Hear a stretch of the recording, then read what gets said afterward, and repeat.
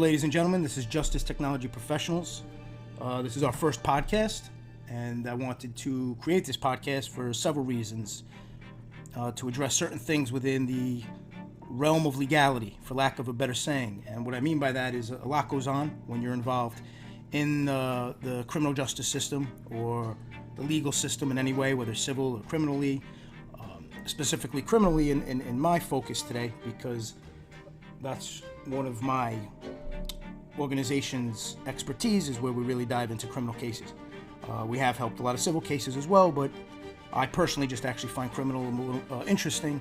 I try to help people, and I really try to, give them the best opportunity for favorable results.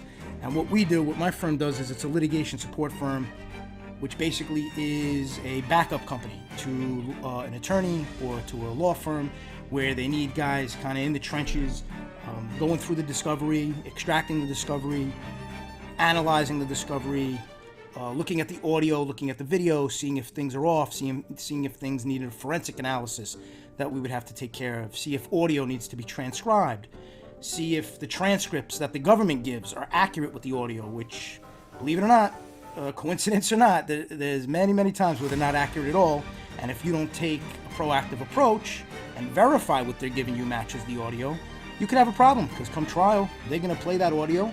The judge is going to instruct the jury, obviously, that the transcript is just a guide. It's not to be considered evidence. The actual audio is. But common sense dictates when you're reading along with something, whatever's written on that piece of paper, that's what you're going to hear. So it's very important for the defense to have an accurate representation of what those audios are actually saying. So we do all things along those lines: investigative work, court runner, to pull specific records that could help the case. We try to keep the client in the mix and in the know of what's going on, what's taking place, so they're not just paying bills that come in from legal bills and not knowing what constitutes those bills. I don't have any lawyers in my firm. That's not what I do. What I do is I'm actually a paralegal. I got my certificate in paralegal studies, and I started the firm to really bridge a gap between defendants and attorneys and make sure everybody's on the same page and everybody's kind of working as hard as possible for the case at hand. My background's in the service industry. I've had organizations and companies where it's all about service, and I treat this the same way. I feel when somebody's a defendant, they should be getting what they pay for. They should be getting the service at the highest level possible, because in reality, stakes aren't any higher than that. That's your life, and it affects your family, and it affects you, and that's your life. And you want to make sure you're not just throwing the money away to some attorney who's on autopilot looking to bill, but really has no passion, no expertise, no knowledge, and is looking just to talk a good game and tell you, oh, I'm doing this, I'm doing that, when in reality, you want to be shown what they're doing. And today's podcast is really just going to be an overview. I'm not going to go into anything too specific today, because I just want to give the potential audience, hopefully, people pick up on it, and hopefully it can help those that are going through legal issues to just have a little guidance on things to look for. And the overview is going to be, we're going to have different topics. I'll have guests on in the future that could just help educate the listeners, in the sense that I would want guests on cell site, for example. Nowadays they always hold on to the cell site technology, and when you hear it from the government, they make it like it's so matter of fact that this cell site's a 100% accurate science, when even myself, before educating myself on it, learning about it, and researching it, I thought that cell site was, something to contend with. If you have cell site on your defendant, that's really an obstacle you got to get over. When in reality, it's not as accurate and scientific as they make it. There's a lot of flaws to it. It's not as direct. It's not like a GPS. It's not like a Google location, where they have Google on your phone and they get a GPS exact location, which is within meters of where the person's located. Cell site's not like that. A lot of things can affect it. The satellite. I'm not versed enough to talk intelligently on it, so I'll be having an expert to really go into the details. But it's not like the general public would think, and that's important. I mean, especially for potential jurors. You want to be aware that there's another side of these things. And that's where defense attorneys really come in. You're a defense attorney. You better have your oppositional expert. You can't just allow the government to put theirs on and then you're going to cross him. That's not going to fly. You better get ready and have your expert and one with massive credentials that can show and can prove and can testify how flawed cell sites can be. You have to poke holes in it. You have to show the reality of it. And, those are a lot of the topics we're going to be covering. I mean, different things that the general public isn't aware of, that once you get involved in the system and you're going through these things, you wouldn't believe it. The average person would say, oh, they can't do this, the government can't do that. And they can. And I'm not saying I have a different outlook on things. That's, their job. I'm not bashing it. I have maybe my own personal beliefs on certain things, but the bottom line is if you're a prosecutor, you're law enforcement, there's no problem with that. That's your job. That's what you're looking to do. I mean, that's, what you get paid to do. In your mind, you're putting bad guys away. And that's how it goes. But here's where I get a little bit of a problem with it. When things are done unethically, when lies are done to create cases, when they use poor witnesses of horrible character, witnesses who are known compulsive liars, and they bring them forward, who have terrible habits, terrible records as far as crimes they commit, horrendous acts, and they're putting these witnesses on as if they're choir boys, and as if what they say is gospel, and everything that comes out of the mouth is true. If you're going to investigate a case, you're going to put your time into the case. You're the government. You have endless resources. You have endless staff. You have endless ability. Just do it the right way. That's really how it should be done. Just make it a bit of a level playing field. What's good for one side should be good for the other side. One topic that always bothered me on that, in general terms, is when you get some of these witnesses, a lot of times the judges will limit what the defense is allowed to ask about regarding their background. A lot of these witnesses are bad people. And I have no problem with the sense of the concept, okay, you want to be a witness. My personal views on it may be something different, to look in the mirror and to basically say, okay, I'm going to tell on somebody else because I don't want to be accountable for my own actions. So I'm going to put the blame. To me, that's a lack of conscience. I mean, that's just the way I personally feel about it. But put that aside. One thing has nothing to do with the other. You want to be a witness, okay. You want to tell what happened, fine. You must tell the truth, though. It's when you start lying and you start tailoring your supposed testimony to fit a false narrative that's been created. That's a problem. That's deceitful. And an honest prosecutor or, an honest U.S. attorney, they see these things. They should really, do something about it. Like, this guy isn't who he says he is. This guy is telling lies. This guy is breaking laws.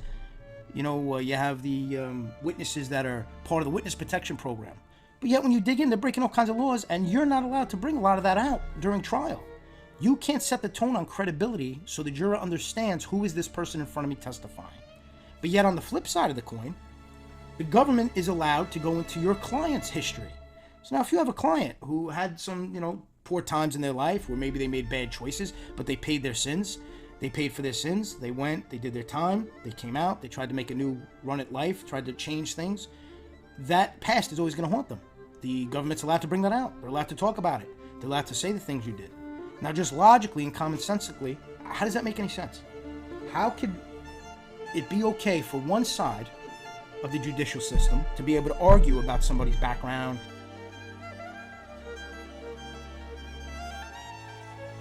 The judge will read that, the sentencing judge, and of course they're going to factor in, it weighs heavily. And again, they really downplay that in court, like in front of the jury. They really make it like the 5K1 means nothing and the informant is still risking spending the rest of their life in jail. And they're not risking that, ladies and gentlemen. Just look at the statistics of it. Look at the informants.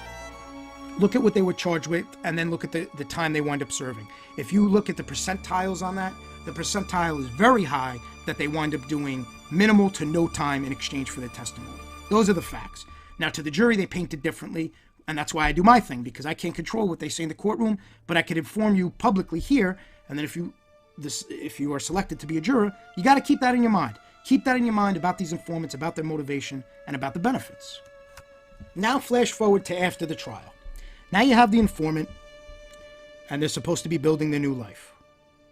When you think of building a new life, you think starting over, doing something totally different. If you were a laborer, maybe you're going to own a flower shop. Just something totally different in contrast, right? You think building a new life because you want nothing to do with the old life, right? Well, that's not what happens. What happens here in 2022 and the new century, right? In our 21st century now, the 21st century informant handbook, what happens now is you agree to make a deal. You agree to exchange somebody else's freedom for yours so you don't have to be accountable. And you have options to really advance yourself based on that and capitalize based on those moves. And what they do is they have a playbook. The playbook is, let me live my old life, let me brag, let me tell all these stories, let me insult people, let me insult people's family, let me perhaps write a book, let me perhaps do a podcast, try to get famous in the YouTube stratosphere or the podcast stratosphere, and I could have the best of both worlds. I could still pretend I'm a tough guy, this crazy gangster, but I could also say, well, I'm reformed now, get the best of both worlds, right? That's their playbook now. Book, podcast, best of both worlds, capitalizing on what they have done. So let's look at that now. They want to capitalize on their old life in ways. They want to use, whether it's the defendant's name, stories about people, insulting people, making fun of people, stalking people. They want to do all these different things. I'm going to get into the stalking part. They want to do all these different things. And at the same, on one side of their mouth, they're reformed, and on the other side of the mouth, I'm still this crazy gangster. I'm a rock star. I'm famous on YouTube. Check me out. I mean, they're famous. Yeah, I guess within that realm. I guess some people are enamored with that. To each their own. Once again, that's their plan. Now, when you start tracking, and this is where I'm appealing to defendants, to family, to the public, start tracking their behavior. See what they're doing. See what stories they're telling. I've personally experienced, a federal informant, full-blown informant, well, they'll threaten people online. They'll tell people to meet them. They're tough and crazy. And in the same token, say, also, I want to call the Department of Justice. Now, think about that. Think about the psychology behind that. Again, it's that dual personality, right? They want to still be a tough guy, but still run to their caretaker who could protect them, the government, their handlers. They want to run to Big Daddy, right? That's their Big Daddy. The government's their Big Daddy now. So they want to run to Daddy. They want to abuse people, insult people, threaten people, talk tough. I had one informant. I'm friends with a content creator on here, and I'm proud to call this gentleman my friend.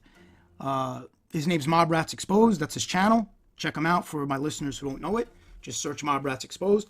Yeah, I had one informant actually threatened to break his jaw or bust jaw, talking tough, right? And all I think when I see that is I shake my head because, ladies and gentlemen, if you or I came on here and said anything remotely close to that, or even insinuated anything close to that towards an informant, you're going to have a big problem. You cannot do that. You cannot threaten informants. You can't do that. Now, you could expose them. You could read their testimony like I do. You could show articles. You could talk about things. You could show evidence. You could point out their inaccuracies. You can make fun of them if you want. You can abuse them, but you can't threaten them.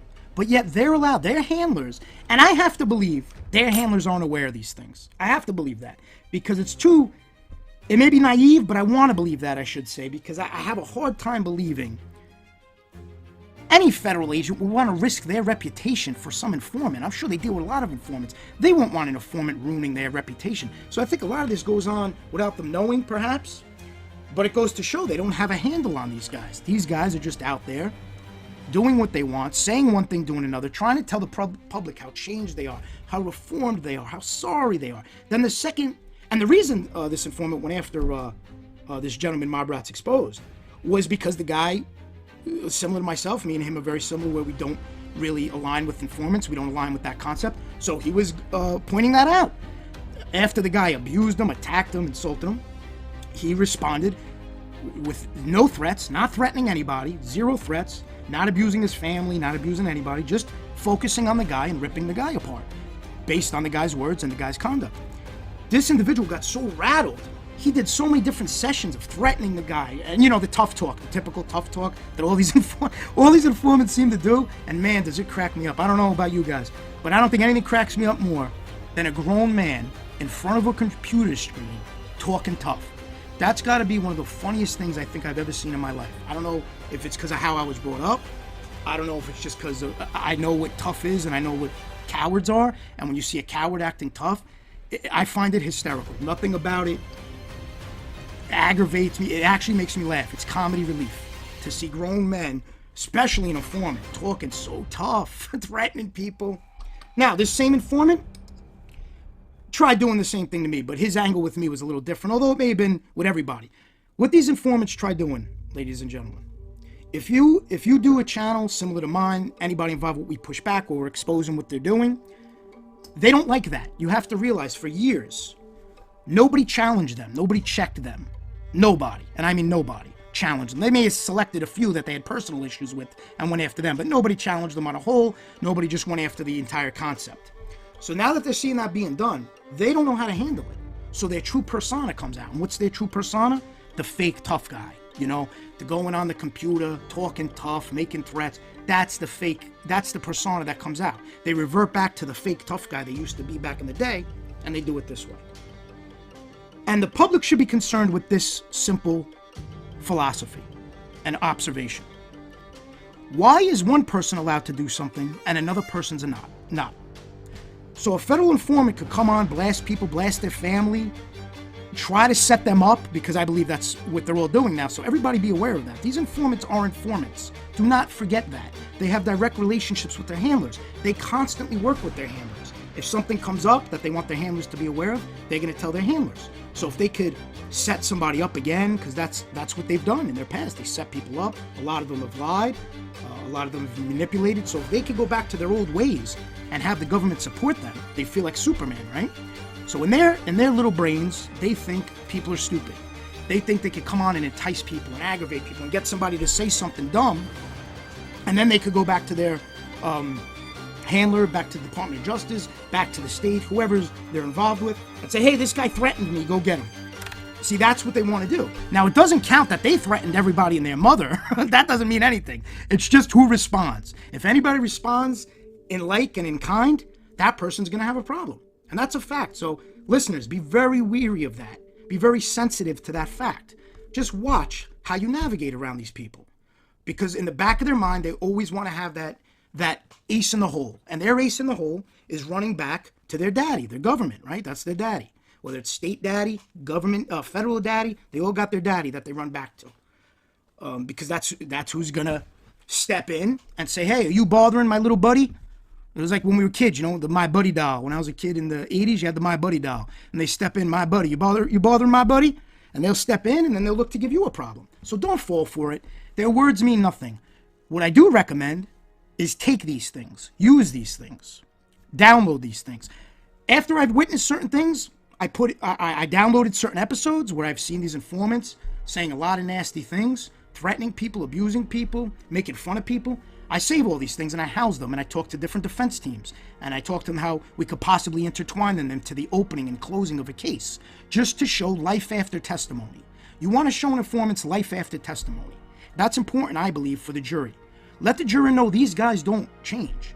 Show the juror what they do. Play those tapes. I'm part of a case now where I may be able to intertwine it, and I would look to possibly do that. I would do a professional culmination video. I would want the jury. A video could be very impactful, you know. So if you could show the jury an evolution of this, I try to save all the comments they make, all the nasty remarks. I try to save everything, and I build it in a database to help defendants.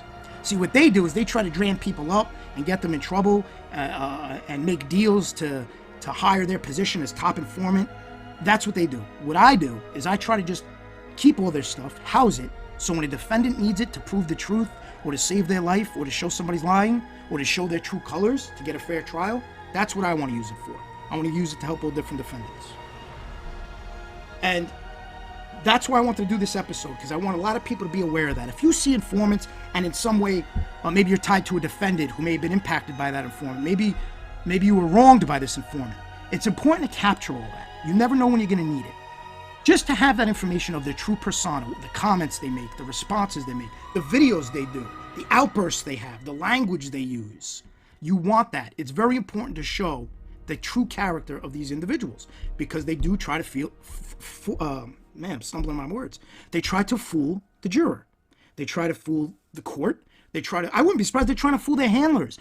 I would not be surprised if the handlers are not aware of the games these guys are playing. Again, I don't think they'd want to look bad, so I don't think they're aware of a lot of these things. So they'll hide all that, and they'll try to use it where they could get away with it. So it's important for those paying attention, family members, defense teams, defendants, make sure you grab all those things and just hold it. Hold it for yourself, to protect yourself, or to protect your loved one, or to protect your client, because it could come up where you could use it in court to help those people, or use it on appeals to help people. You never know when you're going to need it. So just grab it.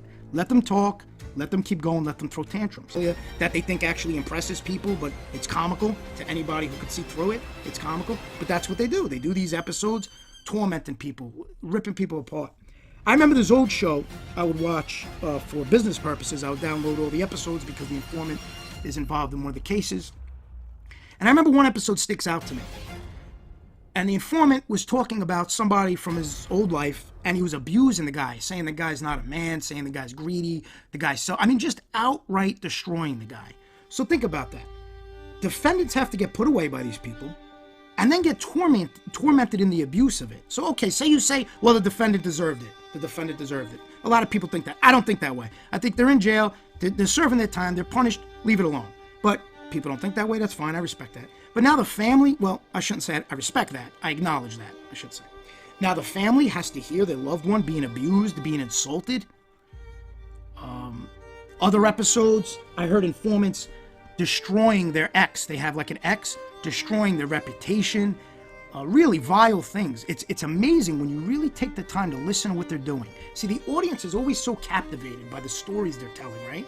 A lot of the public is just infatuated with that. To each their own. They want to hear the stories. But when you do that, you forget the human aspect of it.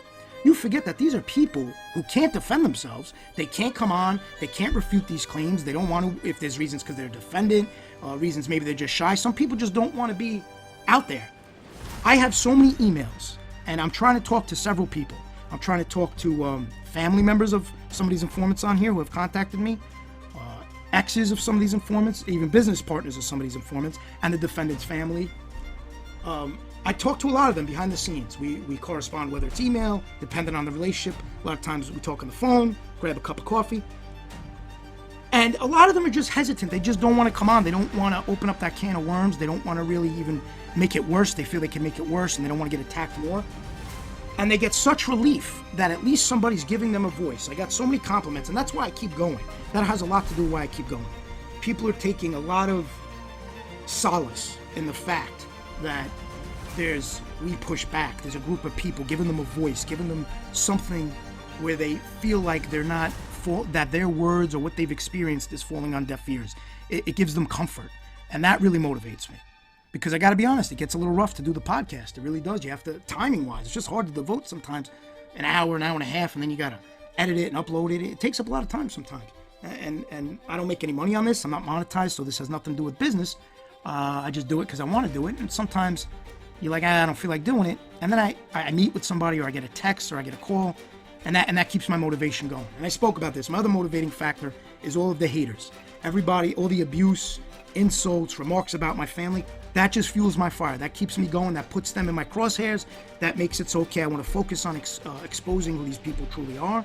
I want to focus on what's going to help defendants. It's all part of a machine. All of these things add a little bit of oil to that machine. When I hear from family members, a little bit of oil. When I hear from the haters, a little bit of oil. And it makes the machine run smoother, stronger, more powerful. So that's what keeps this going. And I really wanted to highlight what goes on with these informants and how rules that apply to the general public do not apply when you're an informant and you're allowed to do things and get away with things. And it's so important for the public to understand. Sit back and observe and listen to me. I'm not telling you to take my word for it. I'm telling you to listen to everything. Watch everything. Watch every single informant podcast. Watch it all. Watch everything out there, then conclude. Then decide what you feel.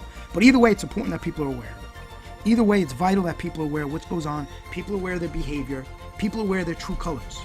I do a true color spotlight. I'll pick an informant and I'll do some true colors. I'll show material that they've done on the internet if they have podcasts. And I'd like to start doing that on a bunch of different informants. Little by little, I'll compile it and put it together. Another project I have in mind, I'm going to start reading transcripts, trial transcripts from the informant's testimony. And actually, I got a really entertaining idea for that. What I may do, add a little bit of, it'll keep people engaged. I may, the same way I got a voice actor or recording artist, I don't really know the technical term, I think it's like a voiceover actor, for Guilt for the Guiltless. I had a guy read the book. I'm going to do the same type of thing. I'll hire somebody who could recreate the persona of each informant. So what I'm going to do is, my plan is, I'm going to give them the informant's channels. I'm going to tell them, listen to the material and try to mimic their voice when you read their testimony. And I think that'll be really engaging. I'll read the defense cross and they'll read the informant testimony. I think that'll keep the audience engaged, and then we could hear what they testified to, what the objections were. We get an idea of what their role was in all of these cases. And again, remember, my biggest problem here, and I talk about it, this is the 83rd episode, It's irrelevant what I feel about informants. I say that day one. I never tell anybody, hate informants, don't hate informants. I don't care. That's my way. I don't like informants. I don't align with that philosophy. I don't align with that behavior. It's not for me. I want nothing to do with it. I don't ask my audience to take the same stance. It's irrelevant what I think, ladies and gentlemen. There's a lot of people who agree with me, and that's great. We Push Back is a prime example of that. We have a lot of people who agree with that, and that's awesome.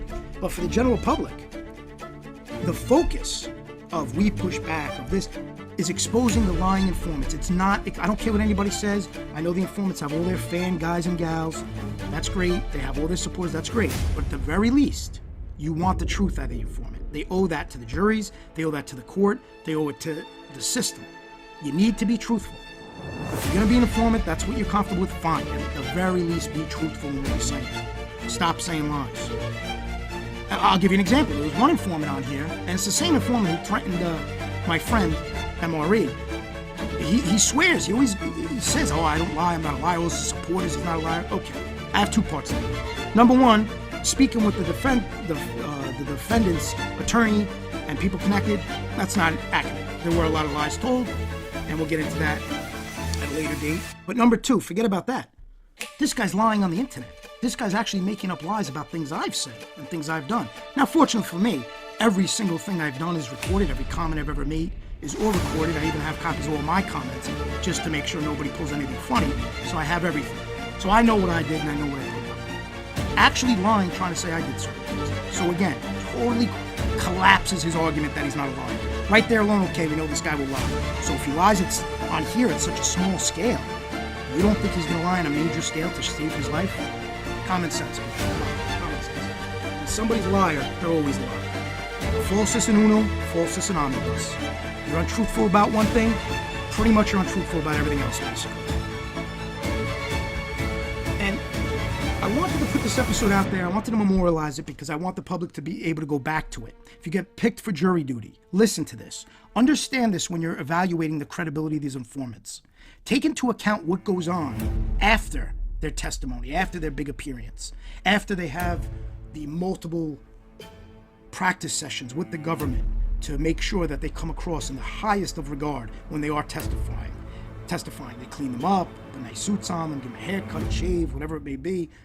Guide them on how to speak, guide them on how to answer, go over the questions time and again, basically prepare for their performance, similar to an actor, right? You have to do practice, you have to do trial readings, just like an actor. So it's very important for the jury to watch there and listen and see, are they dealing with an actor? Are they dealing with a liar?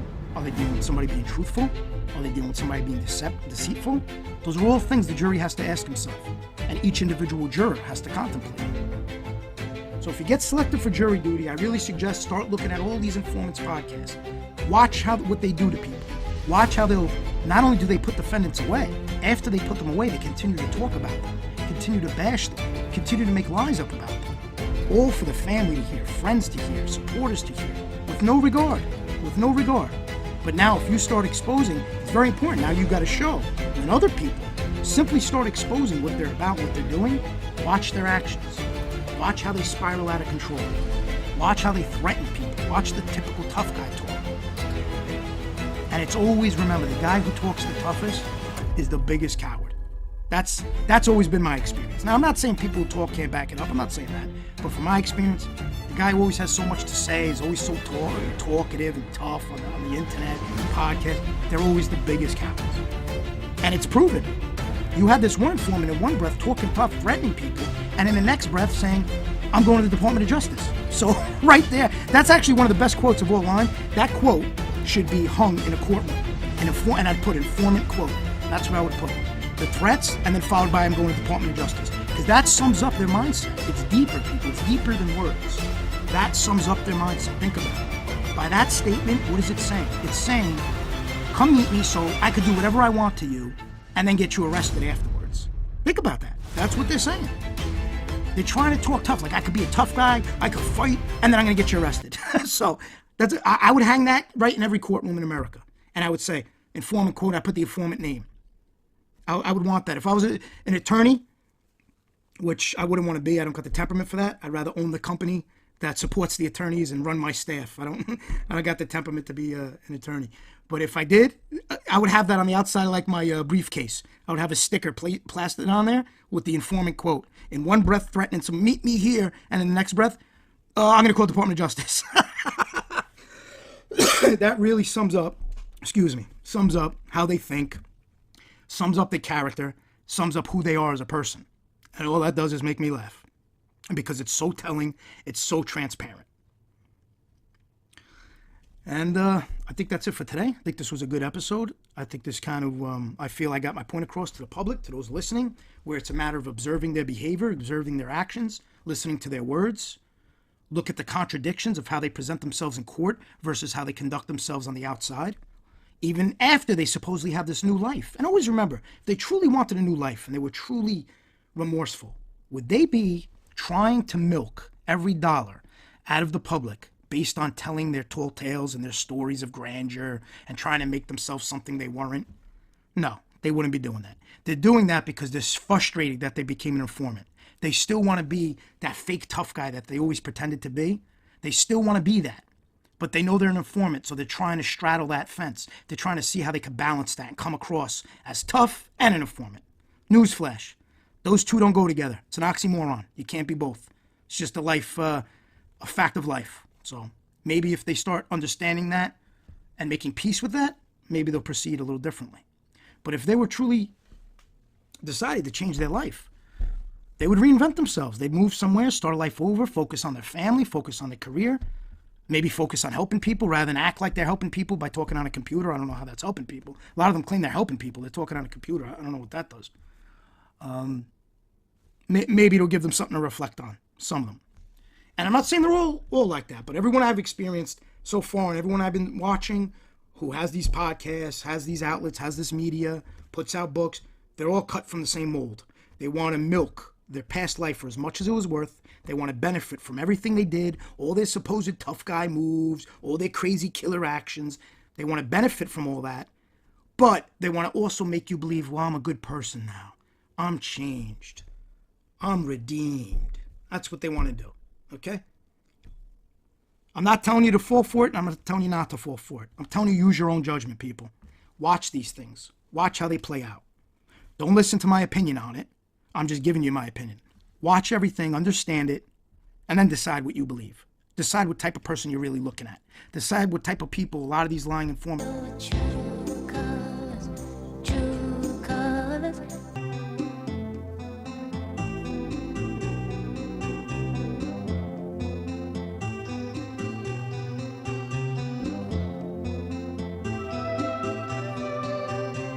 Even this guy, M.R.E., okay? In all honesty, this is a guy that is a troll. He has no name, no face. If I knew who he was, in all honesty, I'd crack his head wide the fuck open. And all you other clowns out there with these new YouTube channels, Brooklyn Guy, Tom Vecchia, Lee Cole, the fucking Mole, all these guys, you know what? These are all a bunch of fucking freaks, all right? So today is Mob Wars. Fuck all you motherfuckers, okay? This is what I have for all of you. This is what I have for all of you. This is what I have for all of you. Okay, all these motherfucking rats talking shit. They're all fucking punks. They're cowards. Show your face, man. Show your fucking face. You're a coward. You're a fucking rat. You're a punk. Kidding me? I know what I did in my life, but you gotta talk about me because your life's fucking boring. With all that said, have a good night to all you punks out there. Go fuck yourself. Bye bye. And I see your true colors shining through. I see your true colors. And I see your true colors shining through. I see your true colors. Don't be afraid to let it show. Your true colors, true colors, true colors are shining through. I see your true colors. I'm not just pulling this from thin air. I have the episodes of it where they'll taunt people.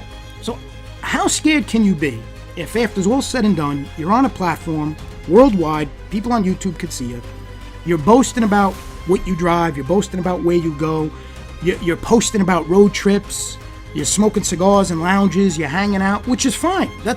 Listen, live your life. That ain't the point here. The point here is if you're so scared and you're always looking over your shoulder and you're always so concerned and worried who's coming for you, is that really how you're going to live your life?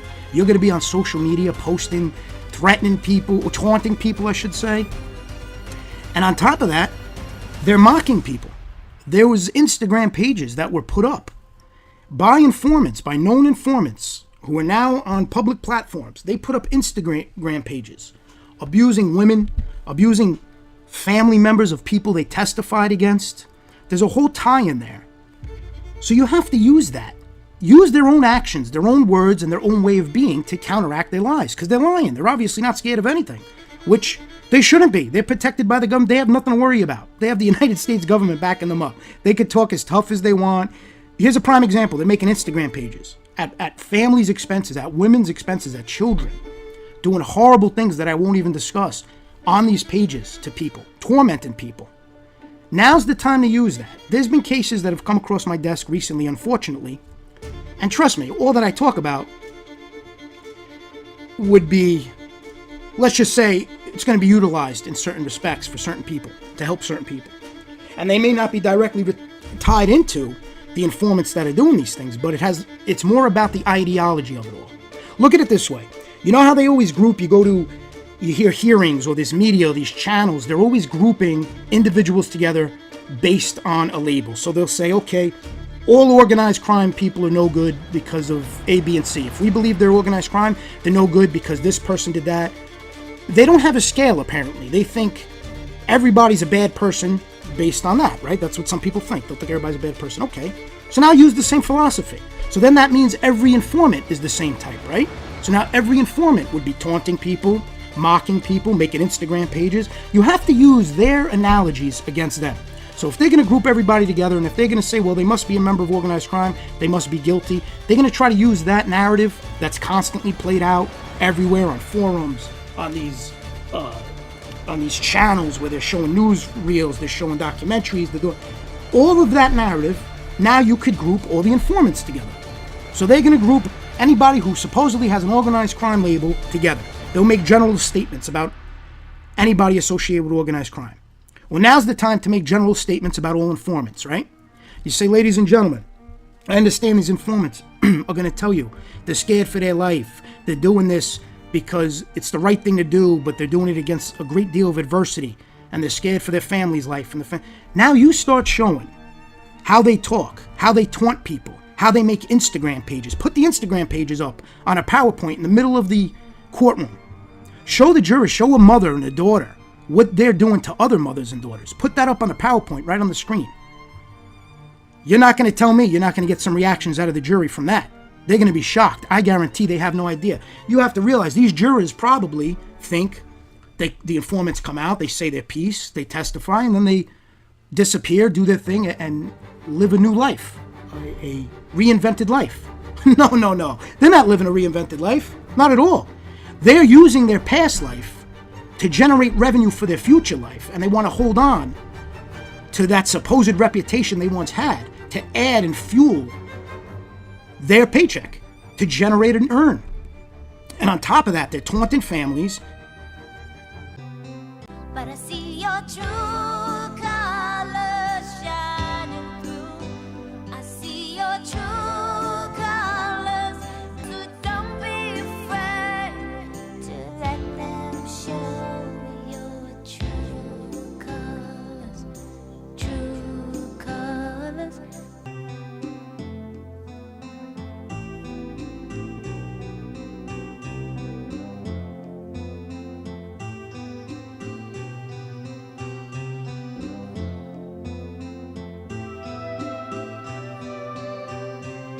Even this guy, M.R.E., okay? In all honesty, this is a guy that is a troll. He has no name, no face. If I knew who he was, in all honesty, I'd crack his head wide the fuck open.